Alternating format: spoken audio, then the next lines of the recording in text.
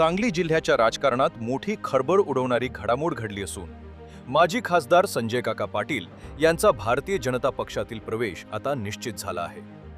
मुख्यमंत्री देवेंद्र फडणवीस यांच्या उपस्थितीत मुंबई येथे मंगळवार दिनांक 30 जून रोजी हा पक्षप्रवेश होणार असल्याची माहिती स्वतः संजय काका पाटील यांनी दिली आहे। गेल्या काही महिन्यांपासून संजय काका पाटील यांच्या राजकीय भूमिकेबाबत विविध तर्कवितर्क लावले जात होते।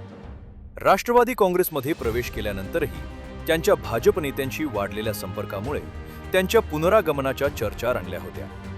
अखेर या चर्चावर शिक्कामोर्तब झाले असून काकांची भाजपमध्ये घरवापसी निश्चित मानली जात आहे। संजय काका पाटील यांनी 2014 मध्ये भाजपमध्ये प्रवेश करून लोकसभेची उमेदवारी मिळवली होती।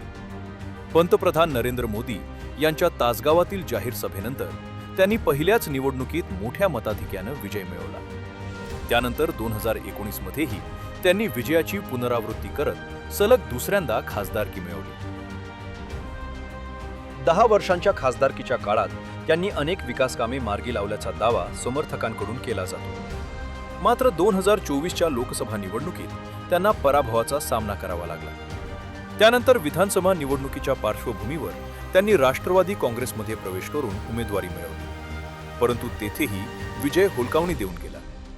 या पराभवानंतर त्यांच्या पुढील राजकीय वाटचालीकडे सर्वांचे लक्ष लागले होते।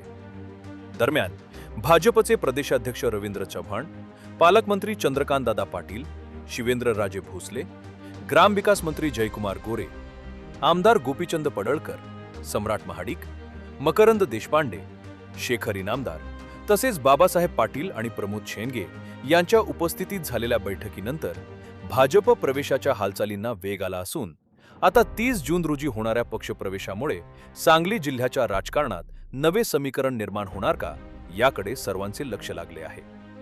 संजय काका पाटील यांच्या पुनरागमनामुळे भाजपची जिल्ह्यातील राजकीय ताकद वाढणार असल्याची चर्चा राजकीय वर्तुळात सुरू झाली आहे। तासगाव लाईव्ह न्यूज मराठीसाठी प्रतिनिधी राज चव्हाण।